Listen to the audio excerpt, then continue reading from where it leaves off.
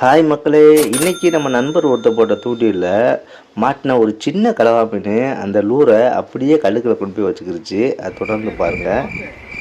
பார்த்து தலைவன் வழுக்கு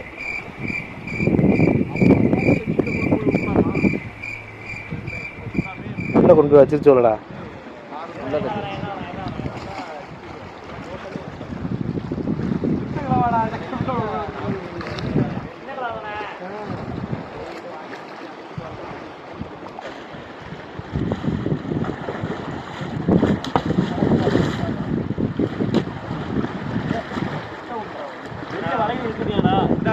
இதை வச்சு ட்ரை பண்ணுங்க. இது ஏதாவது